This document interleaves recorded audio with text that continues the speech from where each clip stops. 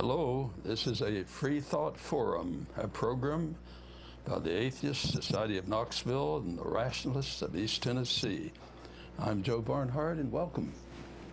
And I'm Pauline Hamilton, and we want you to know that if you don't believe in God, you're not alone. Right here in Tennessee, you can find free-thinking atheists and agnostics. This is a show for them and people curious about living a life free of supernatural beliefs. Okay, this is a call-in show, so if you have a phone line, we have a phone line, we'll call in. We just have one, so be patient with us. And if you can, just tweet to us at FFTVKnox.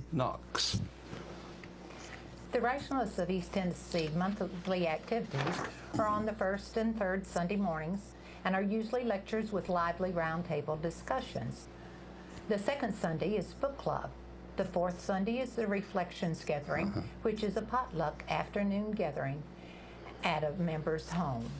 Okay, and the Atheist Society of Knoxville is a fun-loving meetup, often at a bar or a restaurant. Tonight's meetup at Barley's for a happy hour tonight after the show for food and drink and conversation. And Friday, meet for happy hour at the Field House at Bearden Hill. Now, to find the place, look for a desk jacket called the God Delusion. It's on the table there. And see, what is the date? Today is October 23rd, and we'll be talking about deafness and its implications. Okay, deafness and its implications.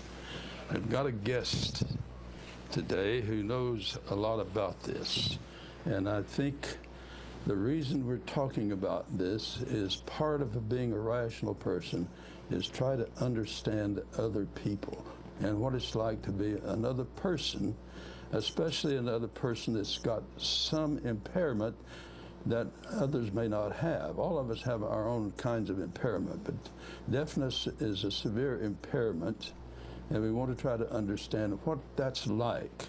We're going to talk about what it's like to be deaf from birth. And with us is Pauline Hamilton, who's had 32 years of working with this, supervising a program for the hearing impaired, starting in Oklahoma, in Massachusetts, in California, in New York, and here in Knoxville, and then 25 years in Texas. She's used all the methods available in educating them, and is here to give us her opinions and views, her experience, what it's like to be deaf. What is it like to be deaf?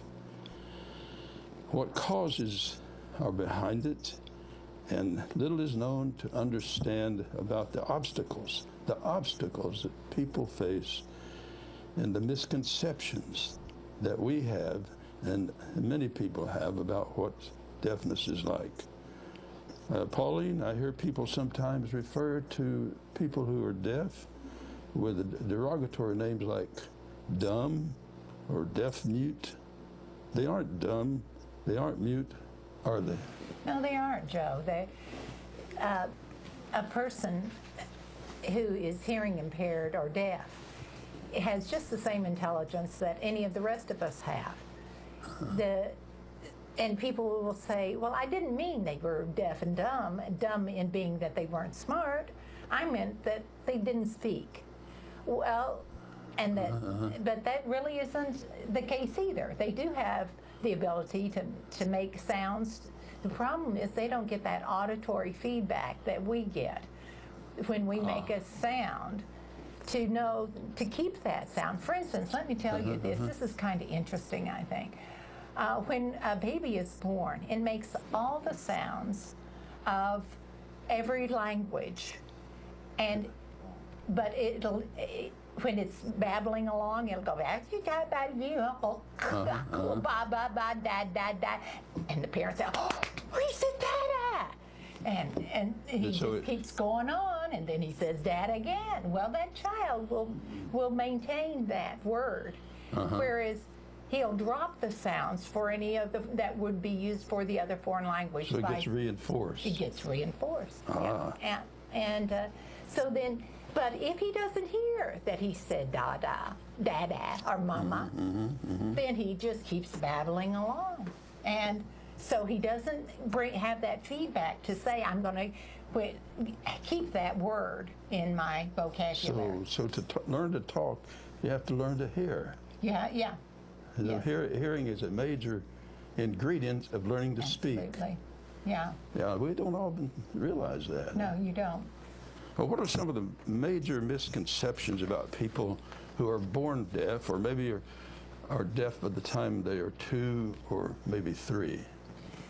I think probably the major misconception is that people think they see an interpreter signing to a deaf person, and they think, oh, they're getting everything that we're getting, and they understand it. Or they think you can lip read and understand it. But do you have any idea what % of our English language looks the same on the lips? Yeah, I got you. 60% looks exactly the same on the lips. So that's sort of answering the question, why can't they get it through lip reading or sign languages? Well, 60%, you said. Yeah, 60% of our words look the same. Like, for instance, the P, B, M, they look the same. If I said, do you want a chair?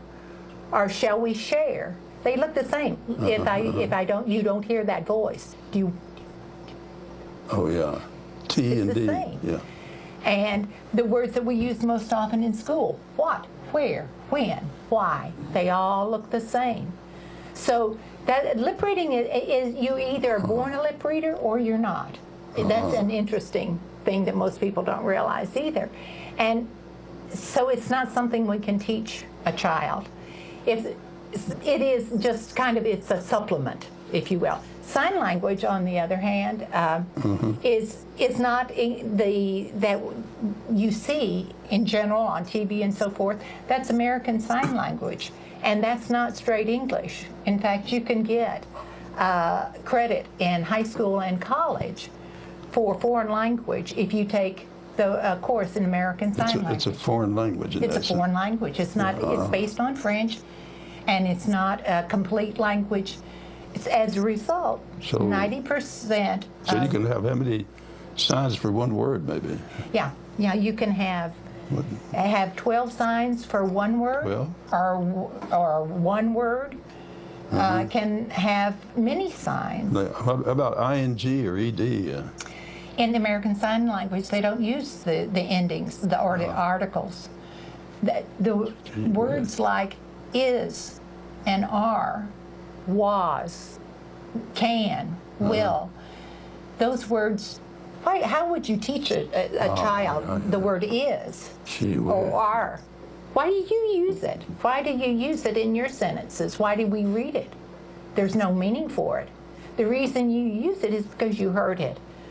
And it's said in context, so you use it in context. When you start to read, you see it, you don't think anything of it, you just go on and just with the sentence. However, if you've never seen is or are or was, and you start to read it, and it says, the girl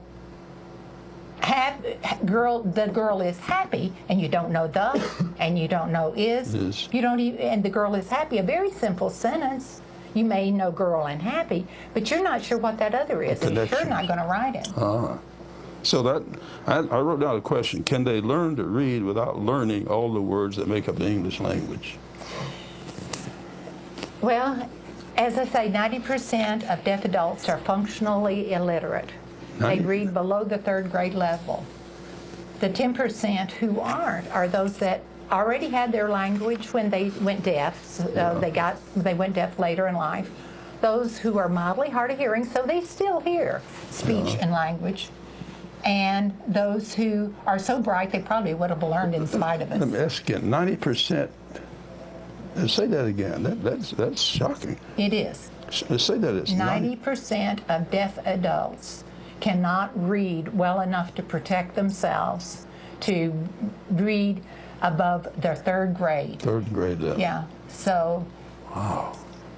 That's a severe loss. It is a severe. Well, just to be sure, we're not saying yes. It's a severe academic loss. But they can. I see what you get. Yeah, I quickly thought in terms of severe hearing loss, and that's not what you were saying. No. In fact, we could listen quickly here of what it's like to have a hearing loss. This just gives you an idea of. Most people think that a hearing loss is like if you put cotton in your ears or stuck your fingers in your ears, but it's not. No, You lose certain frequencies, like we were talking about P's and B's and SH's, and so it gives you an idea of what it's like when you don't hear that in a conversation. I'm going to turn that loud. Yeah, I'm going to put the mic here. I'll get it.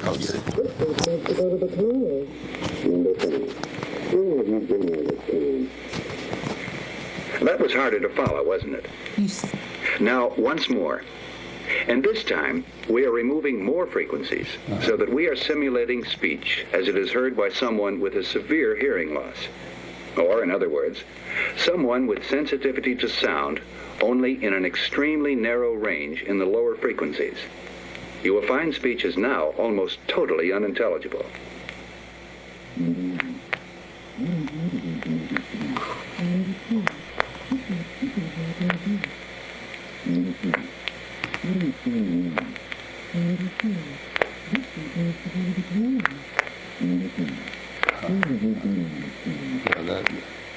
How would you like to go through life, hearing nothing more than that?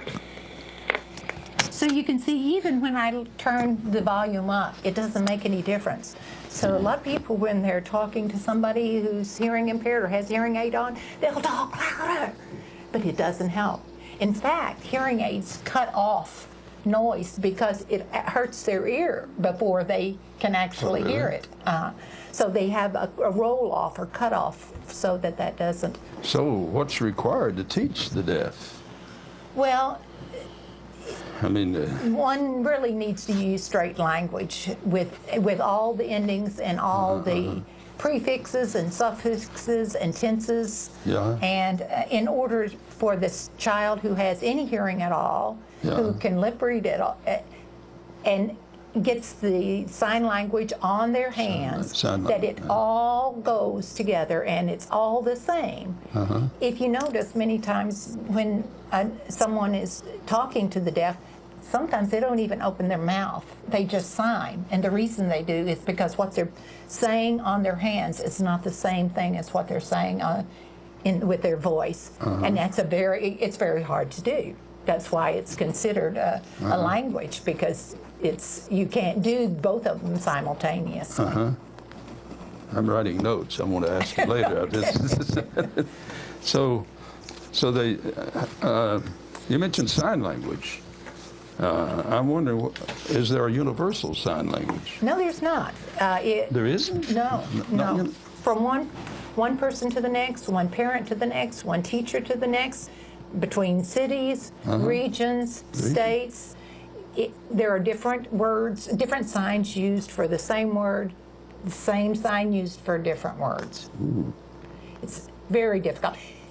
And really, if you're not hearing from the radio or the TV or hearing what somebody else is saying in the background, to learn language, not only language, but morals and values and ethics and social skills and so forth, then you have no way of picking it up. Your only source is that teacher, or if the parents have learned sign language themselves, that you can pick these things, get this information. So a lot of responsibility goes that's on an a enormous teacher. responsibility, isn't it? My goodness. So what are the causes of deafness? Diseases. Prematurity. Let me look so that And you mentioned heredity once when we were talking. Yeah, heredity is a cause of deafness. The meningitis has been, used to be German measles was a a big cause. Now with the vaccinations, we have much less of that. Yeah. Another big cause is fetal alcohol syndrome and drug addiction. That affects the child in utero, and it also oftentimes affects other parts of their brain. So you end up with a child who not only is deaf, but has other problems. Are most hearing parents able to communicate with, say, the deaf child or deaf children, like in normal families? Are they? I would say, in my experience, it's been no. That they aren't. You have the regular bell-shaped curve where some parents really learn sign language and can communicate a very small percent with their kids. Yeah. The majority of parents have some communication, maybe 50, 75 words that are primarily gestures. Drink, eat, sleep, go, come, and before long you've got 75 words, but they're gestures, which again is a part of the American Sign Language, is gestures. And the signs can, I've neglected to say, not only do they, that one sign can stand for a whole concept and not just a word. That's why it's not transferable to reading and writing. Man, I never realized that communication is, the obstacles are just tremendous. They are. They really, really are. I had no idea.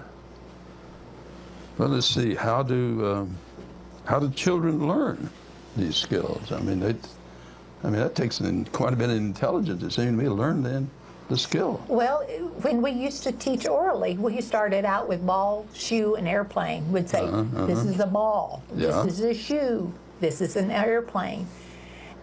Show me the ball, show me the airplane, show me the shoe. You can imagine how long it takes to teach a child. That's why they never make it past third grade, or so many of them don't make it past third grade, because you can't possibly. It's our language that carries the information. So how about jobs? Job skills. How would they learn a job skill? It's many deaf people have problems getting jobs because they don't have, if they can't read, they don't speak intelligently. If they, I shouldn't say intelligently, excuse me, intelligibly. Intelligibly, yeah. Yes, Yeah, I know what you mean. And then they haven't learned the social skills, they haven't learned job skills, then it can be an issue for them. So holding down a job, even if you get a job, to keep it and hold it down. Exactly, yeah. Gee, Exactly, but there are a few schools that teach straight English. And we did in the program that I was involved with in Texas. And as a result, our kids, I just went to a reunion with the students, and one of our students, an average student, but she just finished her nuclear science degree, her master's in nuclear science. We had some that owned companies, like a pool company of repair and management. We had people who were the technical managers for Best Buy. When they can read and they can write, it makes all the difference in the world. It seems to me it would be very frustrating to be an intelligent human being and have to do manual labor or to do assembly work and not want to do that. It's wonderful, and many of our kids do that. But if you didn't want to, it would be very frustrating knowing you can't, simply because you don't have the tools that other people have. I never thought about this. Just the ordinary thing of listening to music. Yeah. I mean, and just an ordinary conversation, or even a job. Someone says, well, your boss says we need to do this, and then you do it. But that's if you don't hear it. Or coming back from coffee break. Yeah. If you don't know when the signal has been given. Joe, I have a question for you. That often is said to people, people often think, would I rather be deaf or would I rather be blind? Gee, you know, I had a teacher that asked this in 1950-something, and I still hadn't been able to answer the question, because to be blind, I know a man who's blind in our church, and he can play beautiful music. He can talk carry on a conversation. And then after talking with you before this program, I realized that's an incredible loss to be deaf. And then I didn't realize the reading problem is, I don't know, I think Well, Helen Keller herself said that it's harder to be deaf than it is to be blind. And because blindness separates you from things, deafness separates you from people. Yeah, we got a call in here. Let's see right here. Hello, we got a call in. Hello. Hello, Joe, Pauline. This is Faithless Forrest. I've been watching the show, listening to some of the things you've been explaining about the challenges for deaf persons, and it made me want to ask more details. I'm hoping Pauline might be able to compare and contrast. You were saying how it's difficult for deaf children perhaps to learn the verbs of being. And it had me wondering if Pauline can tell us, I don't remember learning the verbs of being. I think, that happened before my personality formed to the point that I remember it. Is there a particular age range? And if they don't learn the verbs of being by that age range, does it make it profoundly more difficult later? Well, I think, as you said, you don't remember. The way you learned it was simply because you heard it. So you just used it because you heard your parents and other people around you use those words, those being.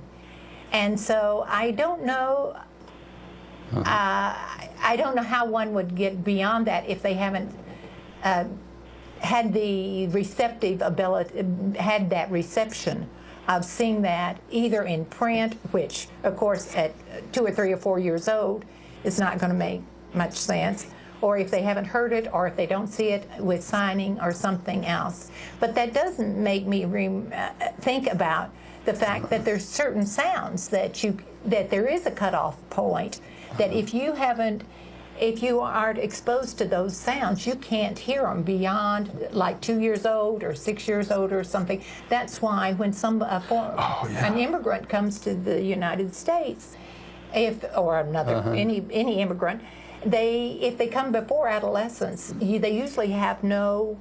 I have German friends from India, on the I think it's the W. They make a V. A V really is a double U. Yeah. The old kind of U, and it's very, very difficult for them to do because they haven't heard it. I've been told that for some of the Chinese people, that's why they say shriek rather than sleep. It's because they don't hear the L. And after a certain point in time, you can no longer, and same thing for us, in Spanish, the different sounds for A, we can't hear them. So we will have an accent. Well, in certain cultures, subcultures, some parts of the United States don't pronounce the endings of the words. Other parts of the country do. And in New England, sometimes I put an R in the middle of a word, but not at the end. And when I was in New England, they used to get me to talk so that I was talking another language. And I used to laugh at them. They used to laugh at me. But we heard things differently. You could and you could correct it because you could hear it. I tell my, if you can't hear it, you can't. I tell my granddaughter. I was trying to kind of work towards a finer point, though, on the question. I know the whole issue about not being able to hear and speak a language is age dependent. But if you do that, at least kind of in your early teens, you often can make the sounds. But it hadn't occurred to me about how difficult it might be to learn concepts such as verbs of being, which is what I think Pauline began with, and I think also the past tense, the future and past, that the time aspect of verbs. So, was there a special point? You're suggesting that's more difficult to learn. I don't think you. Like I say, how would you teach? I mean, for foreign language, if you're taking a foreign language, they'll have you conjugate the verbs of being, and you could have a child conjugate and teach them rotely how to do it. But to get it naturally in your speech, I don't think that it's because you cannot teach what does is mean. It does not mean anything. You can't teach what are means. Okay, now here's It's only the way we use it. Also to understand how to teach what was yesterday and what's tomorrow. I don't remember how concepts. They always seem to have been with me. That's right. Sure. Well, we, as teachers of the deaf, we use a calendar, and we mark the calendars, and we put pictures up saying, today we go to the park, yesterday we went to the zoo, and you have pictures that designate or denote what has occurred. Tomorrow we will. It takes a long time, months and months and maybe even years. Perhaps that's how we learn when we're hearing well, that we speak about something that was memorable the day before, and then our parents say, oh, that was yesterday. And perhaps that is how I learned it. That's right. Our sound is... I do remember reading about Helen Keller. We learned about her in grade school, and the insight she had that the signing that they were trying to teach her corresponded to work, and the first work that she got water, and they were literally pouring water on her hand and then doing the sign. But as I remember, the way the story was written, she remembered having spoken the word water and that there was such a thing as words. And that's something that someone born with a deaf can have back. Okay. Our sound isn't real good. Yeah, I didn't hear all the It kind of questions. broke up. But what? Yeah, I'm on a cell phone, and sometimes the cell phone. So we're having a hearing problem. Yeah. and I just happened to say it's hard for us to communicate because hang up, and I hope you get some other callers to ask about this culture that other Americans have. Thank you. Yeah, he raises an interesting question. Yeah. Let me turn that off. It occurred to me listening to the caller, a lot of our thinking and our concepts come by learning a language, and language comes by hearing. So, but nevertheless, you see people interpreting hand language to people, and they catch on. Now that seems to me, that takes an enormous amount of work on these people who are deaf to develop the language and the thinking. I mean, you got to give them credit. Absolutely. Man, that is work. Unbelievably. Yeah. Strong, brave, courageous, that takes determined people. The one of the things. Wait a minute. Before we go, we've got a program break, and Yes. I forget about this, and we've got to do this. Okay. Okay. If you're just turning in, this is Freethought Forum here in East Tennessee, and it's sponsored by the Atheist Society of Knoxville and the Rationalists of East Tennessee, and is funded jointly by them and by individual contributions. The shows are lively each Tuesday from 5 to 6 o'clock here in East Tennessee on your television, and it's ctvknox.org if you want to get in on the streamlining. It's ctvknox.org. This is the call-in show, and we are live today, October 23rd, and viewers can call in now to the number on the screen or tweet them to us at FFTVKNOX. Okay. And the Atheist Society of Knoxville, or ASK, meets 2 times weekly and have meetups for fun and conversation. And the purpose is to supply just friendship and community and outreach to atheists and agnostics and free thinkers and other like-minded people who want to ask questions and dialogue. The Rationalists of East Tennessee has Sunday activities involving lively presentations and discussion of subjects topical and timeless. Once a month we get together for a book club. You need not have read the book to attend, but of course it helps. Okay. Now, the Atheist Society of Knoxville and the Rationalists of East Tennessee provides a social outlook, and you can find this on the program we gave you. And also, we'll look at our screen. And now we've got to get back to our program, and hope you'll call in and have comments and questions. And I have another question, if you don't mind. What do we need to keep in mind when we're trying to communicate with the deaf? I mean, Well, we need to try to face them when we're talking to them, so if they can lip read, they can get those clues.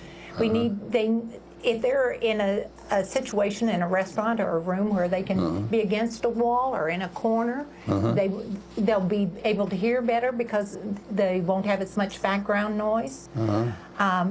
We need, if they don't understand what you're saying to them, rephrase it in a different way. It doesn't do any good to keep saying the same thing over and over if they aren't catching. It's good if you give them a clue what you're talking about, either through a gesture or a word, so they know, especially if you're changing subjects. And so face the person. Yes. You're saying. Yes. Okay. And don't shout at them. Just talk to them in a normal tone of voice. Keep your hands away from your mouth. Oh, absolutely, absolutely. Yeah. Joe, one thing you mentioned just before break, you mentioned the fact of someone interpreting. I think we see people interpreting on TV for the deaf in crowds and so forth, and we assume they're getting the same information we are. And that isn't the case. What they're signing is very much simplified. And as I said, one sign may be a whole concept. It may be, for instance, this club, congregation, committee, all is the same sign. So they're interpreting. They're interpreting what is being said, and vice versa. If I were to be interpreting for a deaf person, the person may be using much fewer words, but I will turn around and say it in a normal English sentence as if a normal hearing person was saying. I see. People don't realize it's not a word. It is a foreign language. Yeah, that is not a word-on-word translation. So the person, it's not literal. So this is a lesson for me in understanding another person who is deaf. I mean, this is new to me. And and most people. Yeah, I mean, I must admit, I just had no awareness of this. Well, let's move on to some more questions. How does this, how does it impact the family? Well, it does impact the family. Children impact all families, I think. Yeah, And when you have a child that has extra needs, it presents more, it takes more time, more effort, more energy, it's more expenses. There's a lot of guilt and blaming often involved, where if I had only not done this when I was pregnant, or if you had only not done that at some point. I think we got a call in. Okay. Let me. Hello, do we have a call in? Hello? Hello? Yes. Yeah, go ahead, please. Yes. Yes. Go. I want to mention that the deaf person does not have to hear the voice. He can read the person's face, his emotion to come up in his face, his shrug of his shoulder, any of these kind of reactions. The deaf person can read all of that and gather a lot of the meat of the sign. Okay, that's a good question. Thank you very much. Yes, they can get some of the information by reading body language, just as hearing people do, body language and facial expressions and so forth. Absolutely. In fact, that kind of information is a major way, in addition to American Sign Language, in which that culture communicates. But you're saying that that's limited. It's limited. Yeah, it has to be. I can see. There are just some things you cannot communicate through gestures. Yes. And body language. Yes. But that is what they learn. I would imagine how they would be more sensitive than most of us to body language and gestures. I would imagine they'd have to be. I can give you an example. For instance, I will tell you that this is a sign for woman. This is the sign for man. So I would have already had to teach you man, man, man, man, woman, woman, woman, so that you knew those two words. Because you would not have picked it up any other way. So I've taught you that. So I say,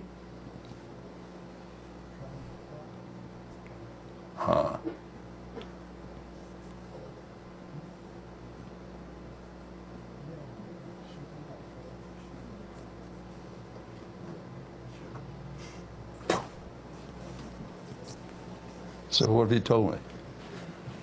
you have a concept in your mind what I've said to you, don't you? You have an idea what happened. Could you read it if I wrote it, if I gave you a book that said, the elderly man was in the cafeteria and this woman came up and such, and he got very angry and she was insulted and walked away.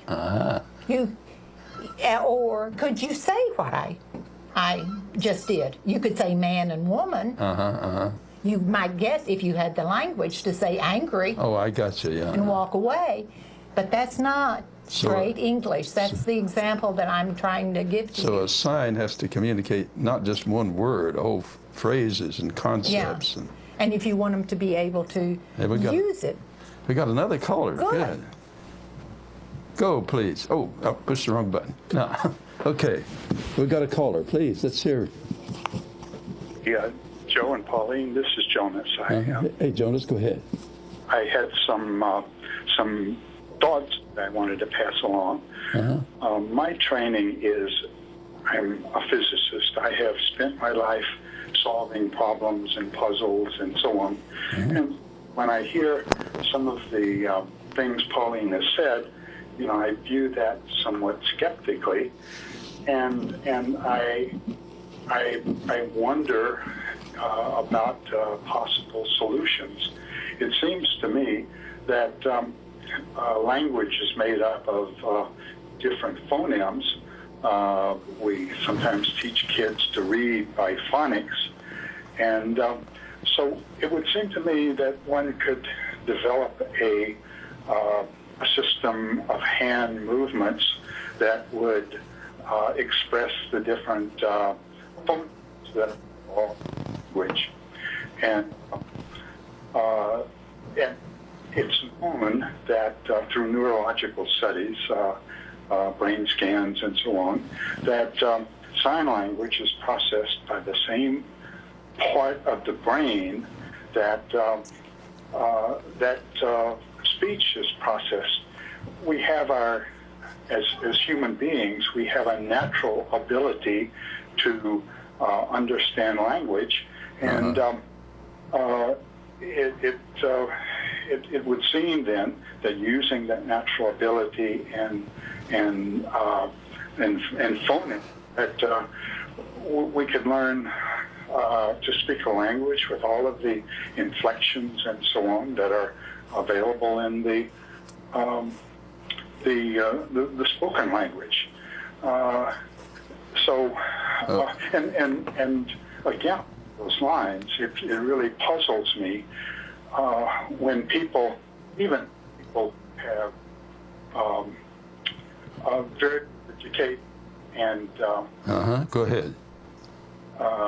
And have learned a limited vocabulary, so can be very creative, and so it wonders. I wonder why that lifetime would not get Okay, I got you. To just use it. Okay. What puzzles me is why some physicist hasn't figured this out maybe about 50 years ago. What's the delay on that? Okay, we're just waiting. Okay, go ahead. Have done that. We did that in the Richardson Regional Day School program for the deaf in Texas. Amarillo, Texas does the same. For instance, if I were going to sign, I would say, I am going to the store. In American Sign Language, they might sign me store or me eat, and in our sign language we would say, I am going to eat now. In our sign language, we froze words that were used. For instance, the word store would be the same as in American Sign Language, but if we were going to say story, we would say story, which would be store with a Y on it. We would use words, the prefixes DE would always be like this, whether it was in decide, depart, departmentalize. If it was past tense, it would be an ED past tense, it would be like that. If it was irregular, it would be like that. For American Sign Language, if it was in the past, it would be like this. If it was a long time ago, it'd be like this, meaning that it was a long, long time ago.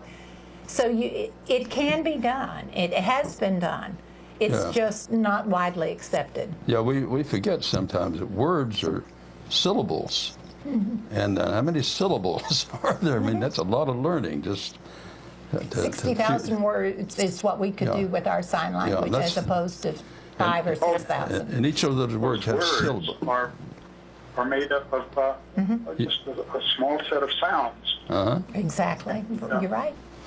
And maybe smaller number of sounds. There are letters of the alphabet, for all I know. Yeah. Well, it's a challenge, Yeah. That's so maybe good thinking. Maybe a good physicist could get on that. The word phonics, the word means sound. If they don't have the sound in the first place, that's the problem. But it's a good challenge to well, you know, a baby, a young child learning how to speak, they hear just sounds. Those sounds don't have any meaning until the meaning is associated with them. And so the process of teaching the association between meaning and the and sound is just learning to speak. Yeah, the major difference is they already have the sounds. See, they already have the sounds. The baby, it's the understanding. Yeah. It's the reorganizing. The sounds are already there. The problem with the deafness is they don't have the sounds in the first place, and that's the big problem. It's like you're having an atomic structure, and you got the structure, but where are the atoms? But a child recognizes gestures, and will imitate. I don't understand how when you look at a child who's just a few weeks old, if you smile, they will smile. They will imitate. If you stick out your tongue, they will imitate that. And so I should think that they could imitate gestures. They can. And develop meaning associated with this. They can. In fact, I think there are, I don't know how successful it is, but there have been movements to learn to communicate with children, very young children, using gestures and sign language before they are physically able to control their vocal cords and so on to produce sound. So they are basically learning from using their eyes. Language capabilities at a very early age. Well, I won't keep you. I'll let the line be free for the call. Well, thank you, Jonas. Yeah, that was a good point, mentioning the smile. as a good, and it is a beginning point. And he's exactly right. If you sign to a baby from the very beginning, just like you would to a hearing child, with all the words in, all the vocabulary, with straight English, it will be on grade level, it will be on age-appropriate language level all the way through. It's if you don't give them that. If we talk to a baby in French or German and then expect them to be able to speak English, that's not fair. Take, let's say, someone who speaks German, but not some dialect in India. That's an enormous leap, and it's the same thing here, it seems to me.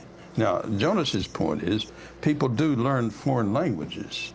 That's usually after they have a language. Exactly. That's the point. And something to attach it to. Yeah, connected. And they already have the whole notion of verbs and nouns and how to use them. So the concepts are here. But if you don't have those, that's you don't have the atoms to begin with. But it'd be a real challenge for physicists and physiologists and others to move into this. Well, cochlear implants are a way that that is talk about that. Okay, that a person can hear it.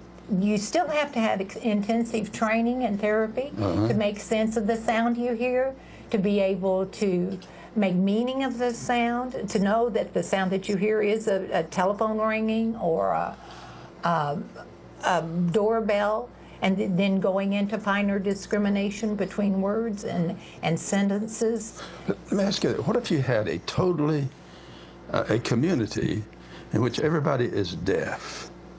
Have there many studies of that you know of, where the total community is deaf? And in studying what about the deaf? How they would communicate, well, whether they would survive. Well, I think probably the deaf community is pretty, it tends to be a community or starts off that way. A subculture from the very beginning. I think they would continue to talk. That the deaf community does. The hearing impaired parents talk to their children that way. The problem is the limitations. It's very hard to discuss capacity, integrity.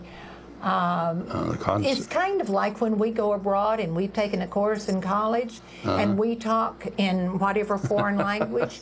We can ask for food and water and this was fun, I like that and this. But you try to have a philosophical discussion. You don't have the vocabulary to do it with. When I was studying German in college, my first year, and I was trying to speak to the woman who came into our home to live with us, was from Germany. She was helping, my mother was dying, my father needed help. And she said to me, "Your German sounds like an old man talking to children." Yeah. So I see what you're getting. Exactly. Yeah, you're right on target. It's a danke. That's about all I could do, But it was very difficult for me to try to talk German for 1 year. And in my French, I learned to read well, but I never could learn to speak. I had to pass these exams, and I learned that quickly. But I could not order a meal in French. I'd have to say, "You tell them." Well, I have to fess up that I am not. And I had 50 semester hours of Greek. Wow. And I could read it, but I could not carry on a conversation in ancient Greek. No. So I can appreciate these people. It is I never thought about this. This is new to me. So it's part of being rational is to be. It occurred to me after talking with you earlier. Our kind of species develops an enormous amount of compassion because of intelligence. It takes a lot of intelligence to have certain kinds of compassion, because that kind of compassion a dog couldn't have, because a dog cannot really get inside the frame of reference of another person the way another person could. And it takes an enormous amount of thinking to see the world from another person's point of view. It does. And that's what compassion really, calm means with, and passion to have feeling with another person. Mm-hmm. And it takes brains to do that. Yeah. Human brains, I would say. Dogs can have it, and we know dogs can be compassionate, but that's limited. Mm-hmm. That's why we don't go to them for nursing Yeah. or doctors, and help for the dentist. Yeah. Then, well, this is very enlightening to me. Well, I have other questions, but I'm sure you've got. I wanted to ask again how this impacts a family. It takes an enormous amount. I'm trying to think of as a father. I remember teaching our children, just syllable by syllable, learning words, syllable by syllable, and trying to say, look, this word is made up of 3 syllables. Let's hear all 3 syllables. And the endings of the words. Yes. East Tennessee here, I grew up in East Tennessee. We have a hard time with the endings of words. Yes. And I keep saying, what was the ending of that word? My granddaughter. Yeah. And in California, I had to say, slow down, so I can hear you. So all of these syllables, and what you're telling me is this is an enormous amount of work. Yes. I had no idea. Yes, and without the vocabulary, it's, you can't, without the word, the syllable and endings and so forth, if you haven't been specifically taught that. Well, getting back to what Jonas said, that challenges us, I think. How could you teach deaf people to read? This is just beyond me. The only time that throughout history or anywhere that it's been done where the average student and in public school where you don't just predetermine who gets in your school in a private school, the only time that I am aware of it is in the program that I was involved in Richardson, Texas. Richardson, Texas. And it's no longer in existence. Oh, right outside Dallas area. Yeah, right outside Dallas area. And the reason it was successful was because we put all the root words, prefix, suffix, we talked to the children just as we would any hearing child. So then we didn't have to set aside time to teach additional vocabulary any more than you would with a hearing child. I mean, to the same degree we would as you would with a hearing child. But the kids could be in accelerated class and advanced placement classes and so forth because they had been taught to just the same. I feel like the limitations that the children have are really our limitations in how to get through and communicate with them. Jumping back to the cochlear implant, that the kids can hear more, and they've advanced them tremendously, where if a child does get the cochlear implant, or even an adult gets them, many times their speech improves, their hearing improves, they can talk on the phone, all of that starts coming together. But it does take additional training. Because you don't, a hearing aid or a cochlear implant isn't like glasses where you put it on and you're normal. Oh, so it takes training. We got another call in. Okay. We have a call in. Tell us who you are, and let's have the comment or question, would you? Hello? Go ahead. Yes, I have a question. I'm just wondering... Can you speak up louder? Can't hear you. I'm just wondering if any sign language has ever been tried on autistic children, and if there's been any success with that. Good question. Yes, it has. And we have found it to be successful. Again, it really is helpful if you can get the straight English, where you're getting, putting in the straight English. But because the autistic child does hear, even American Sign Language helps. We've had autistic children placed in our deaf ed program specifically for that purpose. And at least in our experience, the child or two that were placed in our program eventually did start talking and communicating. That's great. Autistic. That's a good question. And thank you very much. Thank you. You know, it just occurred to me, just the loss, straighten me out on it. You can see how ignorant I am in this field, so I'm the ideal person to talk with you on this. The loss of music.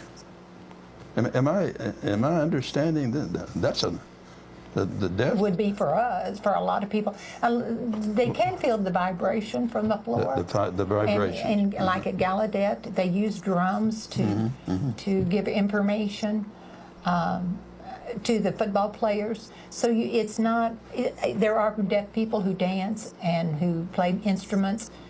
It's harder for them when they're playing instruments because part of playing an instrument well is the feeling and emotion that goes behind it. Well, if you can't hear it, you can't put that emotion into it to hear.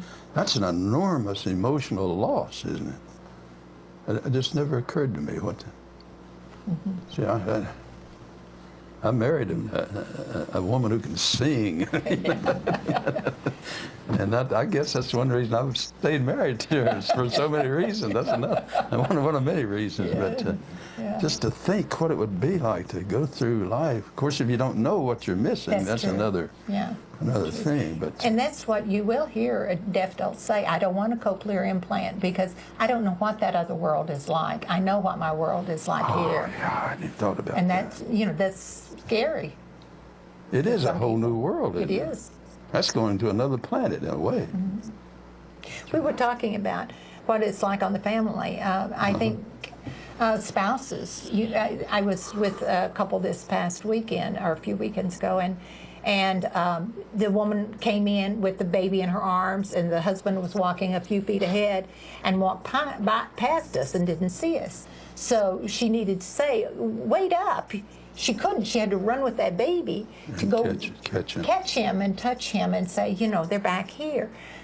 When we started to order in the restaurant, he told her what he wanted and she ordered for him. The baby was squirming and wanting down, and he was holding it like this with the baby's back to his stomach. So he didn't know the baby wanted down, and the baby was saying down, down. He was just like 2 years old, down, down, and the dad was just smiling, and he didn't know. And at another time, the baby asked for help carry something, His dad, again, was watching to be sure they didn't run into anybody in the store and wasn't aware of what was being said. There's a lot of grieving, too, that I wanted to briefly mention, that parents go through the grieving when they find out that their child is deaf, again, when they start school, then in adolescence, and then when they leave home. Because it is a cycle that you go through of fear and concern about your child when they are limited. Maternal and paternal love. I mean, that's okay. I got a tough question for you, real tough. You may want to say, forget it. Okay, you're pregnant, and you now have enough information to know your child is going to be deaf. Are you going to give birth to it or have an abortion? I think I would go out and get as much information as I can, because everybody has a different opinion and different idea of what's the best way to educate, and you need all the knowledge and technology available. Now that makes good sense. We got the Freethought Forum. Oh, that's the opening. Where's the closing? Go, do the closing. Okay. It's time to start wrapping things up. Get out your pen and paper. This has been Freethought Forum, a program by the Atheist Society of Knoxville and the Rationalists of East Tennessee. Please send us feedback. Leave voicemail at 865-272-9060 or email us at freethoughtforum@yahoo.com. You can see this show on Tuesdays from 5 to 6 Eastern Time on this Knoxville station.